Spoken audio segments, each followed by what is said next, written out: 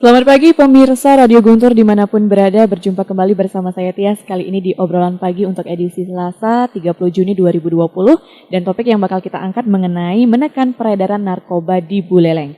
Narasumber yang sudah kita hadirkan di Studio Gempol 38 pagi ini ada Kepala BNNK Buleleng Bapak Ajun Komisaris Polisi Gede Astau SH. Selamat pagi Pak Gede. Selamat pagi Bu Tias. Dan berikutnya ada Kasih Rehabilitasi BNNK Buleleng Niluh Sri Eka Rini. Selamat pagi Bu Eka. Selamat pagi. Oke, gimana kabarnya pagi ini? Baik-baik Bu Tias. Baik ya, semoga selalu sehat biar bisa menjalankan tugas dan memberantas narkoba pastinya.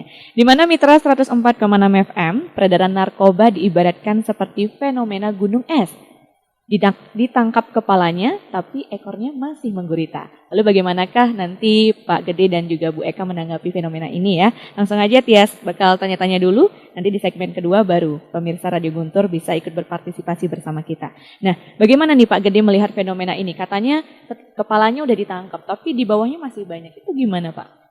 Terima kasih Bu Tias. Dalam kesempatan ini saya mungkin memberikan gambaran bahwa kembali kepada tugas BNNI di Buleleng sudah terbentuk 2 tahun yang lalu, tepatnya 12 Maret tahun 2012. Kalau kita lihat perkembangan dari awal 2018 sampai sekarang ini 2022 tahun, memang kenyataan demikian.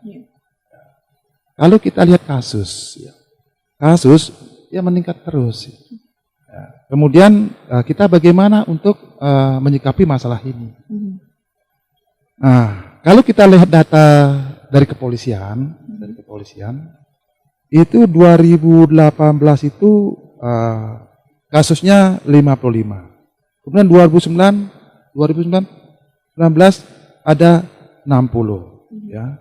Kemudian 2020 kondisi saat ini sampai bulan Juni ini setelah konfirmasi dengan Pak Kasat Narkoba itu ada 35 kasus. Itu baru pertengahan bulan. Bagaimana baru 1 semester? Kalau timbang-timbang 2 semester ya 35 kali 2 kan? 70. Ini meningkat terus. Itu baru ketahuan. Yang baru ketahuan ya. Itu baru ketahuan itu ya. Itu. Kemudian kita lihat data yang ada di BNN. BNN mempunyai tugas 3 ya. Pertama adalah pencegahan, kedua adalah pemberantasan, kemudian yang ketiga adalah rehabilitasi. Nah, data ini perkembangan ini kita lihat rehabilitasinya. Dalam rehabilitasi itu kondisi saat ini ada 85 orang kita rehab, makin hari makin meningkat. Tapi syukur, terima kasih banyak karena apa? Mau menyadarkan diri untuk berobat, gitu ya. Kalau kita data ke lapas, saat ini di kondisi lapas 87 orang yang tahanan khusus narkoba saja.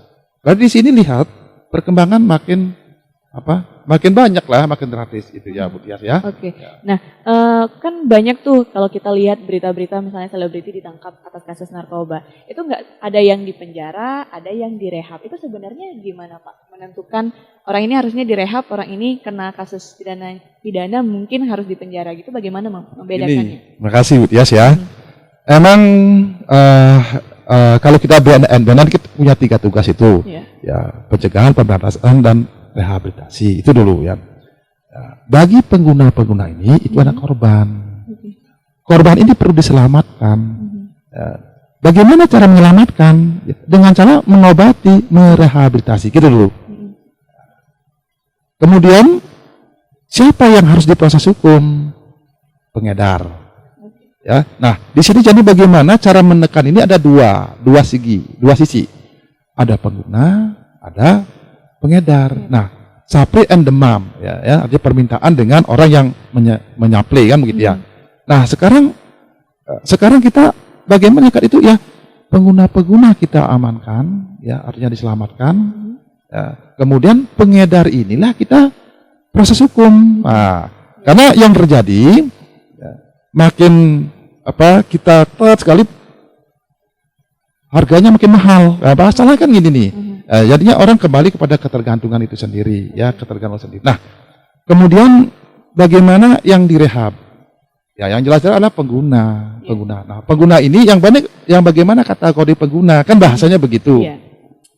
Dalam Undang-Undang Nomor 35 Tahun 2009, bagi pengguna itu untuk direhab.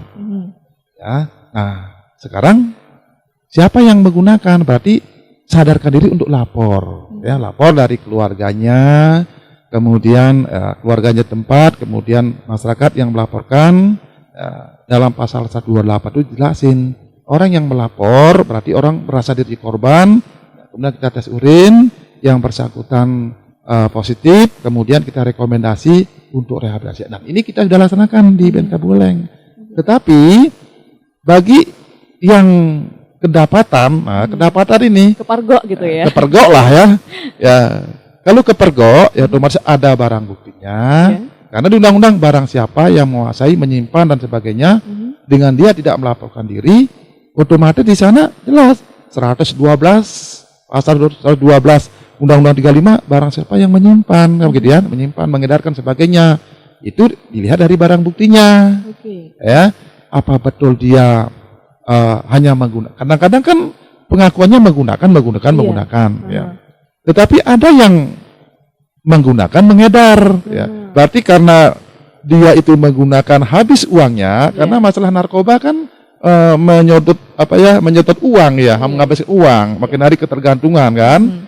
Begitu habis uangnya, dia ya mengedarkan kan untuk mendapatkan uang untuk di samping menggunakan dan mengedar. Ini yang perlu adanya satu asesmen namanya. Asesmen tim terpadu dari kesehatan, kemudian dari kejaksaan, dari BNN untuk menentukan apakah yang bersangkutan betul-betul menggunakan apa enggak. Tetapi kalau udah barang buktinya ya banyak ada ya, dan apalagi sekian gram sebagainya, tidak mungkin lah. Dan di sana kelihatan melalui asesmen ya kita laksanakan seperti itu, bahwa yang bersangkutan menggunakan apa enggak melalui asesmen yang kita laksanakan, begitu ya. Oke. Tapi dalam undang-undang narkoba kan diatur barang itu melekat padanya. Maksudnya ketika ditangkap misalnya ada barang bukti, tapi banyak juga kesan yang menganggap bahwa itu semua bisa aja menjadi jebakan. Itu bagaimana sebenarnya Pak? Benarkah hal ini terjadi ada di masyarakat? Begini ya. Yang pertama, baik di kepolisian, baik di BNN juga, di dalam penegakan hukum, dalam proses hukum ada namanya undercover buy. Artinya pembelian terselubung. Undang-undang makan. Nah sekarang kalau umpamanya masalah tindak pidana narkoba lain dengan tindak pidana lain. Kalau umpamanya dia itu ngaku saya pemakai, saya pengedar, saya pemakai, tetapi setelah tes urin negatif. Nah, ada gitu kan? Kemudian ada ya, saya pengedar, tetapi tidak ada barang buktinya. Itu kan masalah. Ya. Kemudian lain, saya tidak pengedar, saya tidak pengguna, kemudian ada barang buktinya. Kan masalah ini. Di undang-undang itu barang siapa yang menguasai ini lagi, tidak dibuktikan, dibuktikan. Makanya di sini riskan sekali. Makanya jangan jauh, waspada dengan narkoba, karena di sana itu tunjukkan barang bukti. Itu kan hak tersangka.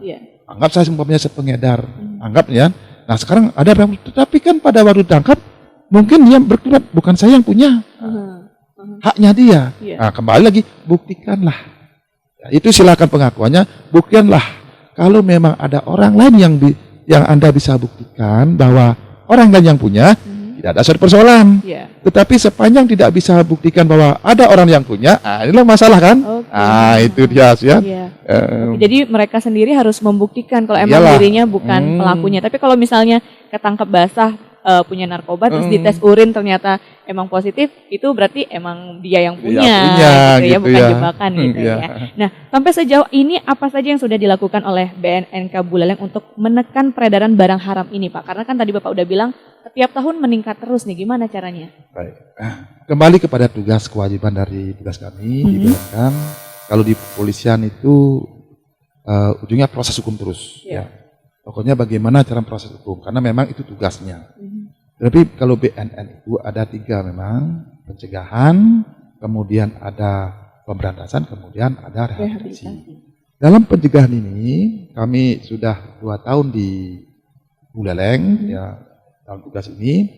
2018 kita 178, kita melakukan suatu sosialisasi. Cek tuh, dicek Pak Pusat juga itu berapa kali kita datanya tuh. Kemudian 2019 sudah 1.644. Kemudian 2020 185, baru 185. Sehingga jumlahnya itu sudah 2007 kali. Kali ya untuk melakukan diseminasi, melakukan pemahaman di mana ada masyarakat, kita tahu kumpul dan sebagainya, diminta atau tidak, kita lakukan suatu advokasi, ini loh bahaya narkoba, waspada narkoba, jauhi narkoba, sampai segitu ya, nah, itu penjara. Kemudian ada namanya pemberdayaan. Pemberdayaan masyarakat, ya otomatis kita harus melibatkan masyarakat.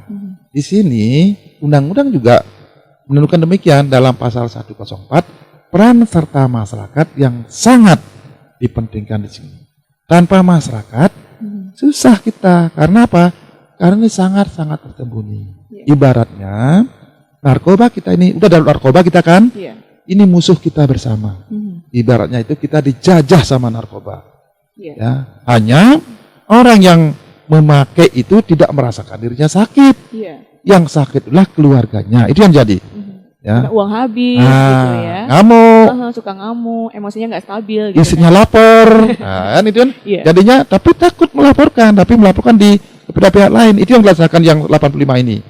Kalau orangnya sendiri memang susah karena merasa nyaman, begitu nyaman pakai habis dosisnya, ya tidak dapat barang ngamuk. Karena kalau narkoba itu kan sedikitnya kalau habis dosisnya dia itu kumat lagi gitu. Persoalan gitu. Nah, ini kembali kepada tadi pemberdayaan ini masyarakat. Dalam masyarakat ini bukan masyarakat aja, termasuk aparatur, termasuk TNI Polri, kita berdayakan. Nah, di sini kita mendasar juga bahwa ada namanya Permendagri nomor 12 tahun 2019. Ini menyatakan bahwa ada tim terpadu. Dalam tim terpadu ini diatur baik provinsi maupun kabupaten. Khusus kabupaten ini, tim terpadu itu ketua umumnya Pak Bupati. Ya. Kemudian ketua satunya ada Pak Sekda. Kemudian ketua dua masuk saya sendiri sebagai kepala BNK. Itu 3 kabupaten, termasuk OPD-OPD yang lain. Kemudian 3 kecamatan di Permendagri itu Pak Camat selaku ketua tim. Anggotanya itu Pak Kapolsek, Pak Daramil, Babinsa, Babinkamnas, termasuk kepala desa. Ini tim terpadu. Nah, apa tugas tim terpadu ini? Tadi itu bagaimana mencegah utama sekali. Kalau mencegah sosialisasi bagi yang menggunakan kita selamatkan. Makanya Pak Kepala Desa, Pak Dusun mendekati keluarganya. Siapa yang ada perubahan perilaku? Kan? Karena narkoba itu kan sifatnya masuk narkoba, saraf dipengaruhi, ada perubahan perilaku dan ketergantungan. Siapa yang ada perubahan perilaku di keluarga itu sendiri? Nah, yang tahu adalah masyarakat, yang tahu keluarganya, yang tahu yang terdekat kan kepada dusunnya. Nah ini perlu diinformasikan kepada tim terpadu ini. Coba tes urin kan gitu, cek. Namanya kita BNN itu punya kewajiban untuk mendeteksi dini. Artinya untuk mendeteksi dini. Itu yang pertama. Kemudian yang kedua di dalam pelaksanaan ini ada Permendes nomor 11 tahun 2019. Kami sudah koordinasi juga kepada PMD desa di kabupaten. Ini hubungannya dengan bagaimana mengoperasionalkan itu anggaran itu. Ya. Ada anggaran untuk P4GN namanya narkoba. Nah, hanya persoalannya kondisi saat ini adalah situasi COVID. Nah, kan gitu. Semua kita fokus ke sana, kita bencana alam lebih darurat lagi. Makanya anggaran itu masuk ke sana. Makanya kita ini sosialisasi pun kita dengan virtual. Seperti itu. Nah, jadinya kami sudah melaksanakan dengan SMA, dengan desa untuk virtual komunikasi. Karena apa? Karena sangat berbahaya masuk COVID ini. Begitu juga anggaran. Sebenarnya kita stagnan. Nanti mudah-mudahan dengan sesak COVID ini, ya kita bergerak lagi bersama-sama itu. Kemudian dari segi pemberantasan, ini tadi pencegahan ini, pencegahan. Itu rasa banyak ini. Tapi kok tetap aja kan ya. Pemberantasan juga ya kita laksanakan sampai saat ini sudah ada 4 BNN khususnya. Tapi kepolisian banyak karena kepolisian besar. Kita perdayakan polisi, gitu kan. Tapi di sisi lain BNN begitu juga, tapi terbatas pada pengedarnya. Ya. Nah, kemarin sudah kita laksanakan. sampai ada 17 tahun kena. Ya 17 tahun kena ya. Seperti itu pengedarnya. Itu pemberantasan. Kemudian yang ketiga, tugas ketiga rehabilitasi. Ya, rehabilitasi tadi udah sampaikan. Sudah saya 85 orang. Saya rekomendasi. Kami rekomendasi ke mana? Ada ke rumah sakit jiwa, ya, rumah sakit jiwa yang umpamanya di Bangli, tapi bukan jiwa, tapi rumah sakit rehabilitasi Bangli. Tapi hanya dari 85 ada 2 orang ya.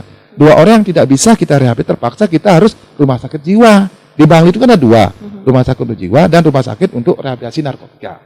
Nah, kemudian yang lainnya kita rehabilitasi ke BNP dan Badung. Kenapa kita rehabilitasi di Badung dan di Bangli dan sebagainya? Karena apa? Ya, padahal BN kan dibentuk nih baru 2 tahun. Sampai saat ini memang BNK bilang belum ada nanya klinik Pratama rehabilitasi narkotik.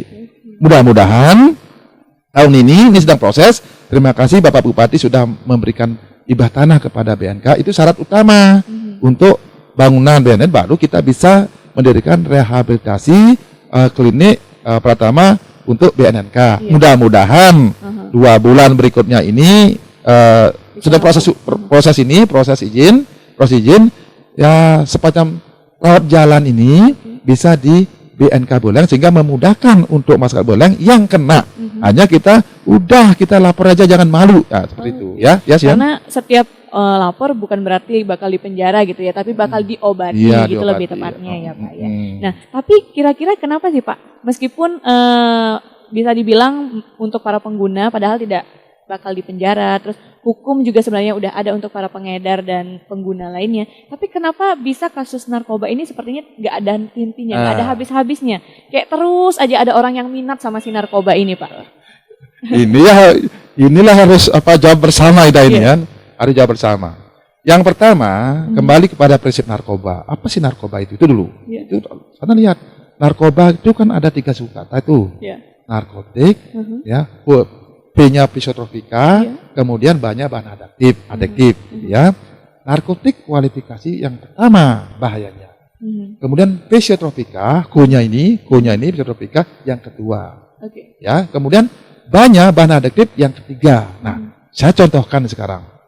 Narkotik itu kelas ganja dan sebagainya lah. Kemudian morfin dan sebagainya. Ibaratnya kalau umpamanya kita operasi itu ada morfin kan, masuk sana dari medis kan gitu kan. Gimana kok nyaman sekali begitu sudah habis ini kok sakit sekali kan bahasa gitu. Itu narkotik. Kemudian yang kedua, psikotropika itu klasifikasi sabu dan ekstasi. Nah, ini yang kedua nih. Kemudian yang ketiga, bahan adiktif. Bahan adiktif itu adalah rokok dan minuman keras. Nah, sekarang kita cek orang yang merokok itu, saya yakin dan percaya di reklame itu rokok menyebabkan kanker, sakit jantung, apalah modalnya tenggorokan kan begitu nih. Saya rasa semua orang kepingin mau tidak merokok, menghilangkan merokok. Tapi susah menghilangkan kan? Ya, benar. Itu dulu, itu berrokok loh, dan minuman. Nah, itu merupakan orang yang kena narkoba itu memang banyak diawali ya dari itu rokok, minum, orang peminum dan sebagainya masuk ke sana. Nah, orang yang minum, orang merokok susah menghilangkan itu loh. Apalagi yang psikotropika, sabu dan sebagainya. Nah, sekarang kalau sudah ketergantungan, ini ada 3 sifat daripada narkoba itu. Baik itu bahan adiktif, rokok, saya selain rokok supaya jelas itu. Yang keras, sabu dan narkotik yang kualifikasi notabene bahan adiktif yang paling rendah. Ada namanya sifat adiksi. Adiksi itu pemakaiannya terus-menerus ya. Sekarang coba-coba. Kemudian minggu ke depan, minggu berikutnya 1 batang. Dan kemudian sampai 1 hari 1 bungkus. Benar kan? Terus gitu ya. Itu baru adiksi. Kemudian adiksi, itu contoh kecil aja ini, makin hari makin meningkat dan sebagainya. Sampai kalau udah merokok, lebih baik saya merokok daripada makan. Ada yang merokok malu daripada makan. Kan ada bahasa begitu. Kemudian ada sampai di kamar, mohon maaf nih, BAB aja merokok.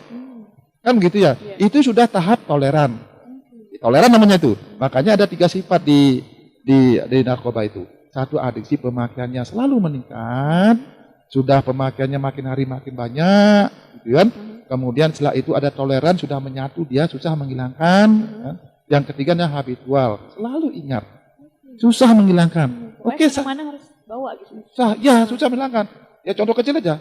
Kita sudah bertahan, saya minum, saya merokok, sudah direhab. Suatu ketika ketemu teman orang yang merokok, baru kelihatan asapnya aja sudah kepingin lagi. Ya, apalagi gitu. ditawarin gitu. Apalagi tawarin, nah, itu habitual, ya. Nah, itu baru apa? Bagaimana kalau kasih dia sabu, ekstasi dan narkotik? Ingat, sabu kondisi saat ini memang 1 gramnya antara 1,8 dengan 2 per gram loh. Bayangkan itu. Yang miripnya sama misalnya gule batu dicak-cak seperti itulah ya. Hanya harganya yang beda. Bayangkan. Nah, pertama coba-coba atau dikasih gratis dulu. Pada saat mana? Kepada orang yang punya beban mental, orang yang misalnya orang stres, kan? Orang yang peminum, gaya-gayaan, coba-coba. Oh, ini baru nih, ajuman lah bahasanya. Orang peminum kan ajuman itu. Satu, apalagi ini cangkir, ada arak. Oh, ini ternyata ada pengedar umpamanya masuk sana. Ini coba ada orang yang stres, orangnya beban, ada masalah dan sebagainya gitu. Begitu sama, oh, kok ini enak sekali. Awalnya tuh, wah ini tidak ada di sini. Kalau sudah masuk ke tergantungan, coba yang nagih, makin diketatin, makin barang itu tidak ada, makin mahal. Kan gitu bahasanya. Karena susah nyarinya. Mulailah, bayangkan 1 gram itu 2 juta. Bayangkan itu. Ya, makanya di sini di bulan ini sistem paket. Ada paket hemat, 1 klip yang 300. Ada yang paket 1 klip 500 yang saya kemarin tangani di sini. Gitu ya. Nah, kenapa? Karena kembali pada jangkauan ekonomi kita. Karena makin hari dia itu makin meningkat. Kalau udah makin meningkat, otomatis uang itu kan makin dikerus. Makanya orang yang kena narkoba yang kemarin itu sudah karena ekonomi sudah hancur. Karena hancurlah baru lapor. Karena daripada dia satu akibat lagi. Kalau umpamanya yang banyak rokok sebagainya, cuma bingung dia kalau namanya dia ketergantungan nggak dapat barang, bingung. Contoh lah, tergantungan namanya toleran ya. Adiksi sampai toleran udah menyatu. Singman barang itu nggak dapat barang itu. Dia cuma bingung dia. Bingung dia ya. Paling-paling udah bingung, paling-paling dengan istrinya mana beli, paling makin bingung ya.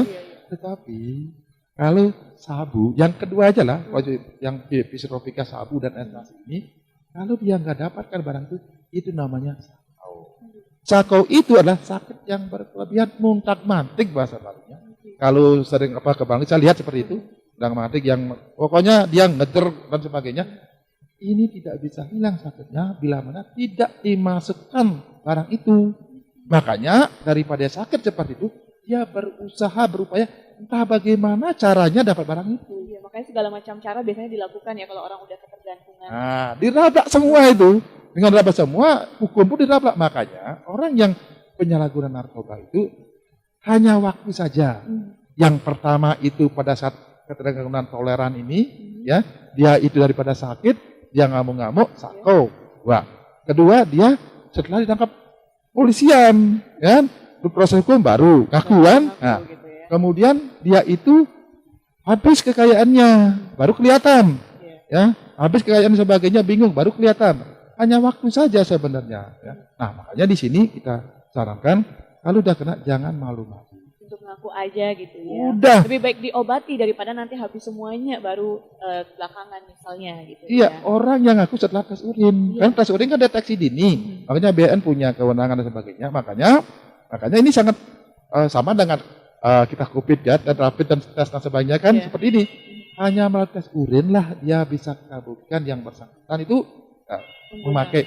Justru itulah kita rehab, obati dengan tidak proses hukum. Selamatkan dia itu. Karena kita dijajah nih. Ya, jajahnya bagaimana tanpa ada informasi dari masyarakat, bagaimana kita mencari penjajah itu. Nah, ibaratnya begitu Tias ya. Oke, baik. Terima kasih Pak Gede. Tias mau ke Bu Eka dulu selaku kasih rehabilitasi ya, Bu. Bagaimana sih sebenarnya cara agar warga yang ingin melakukan rehab, apakah benar mereka tidak akan ditahan gitu? Semoga bisa dijelaskan mungkin. Terima kasih Bu Tias.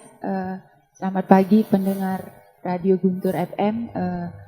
Saya di sini sebagai kasih kepala seksi rehabilitasi.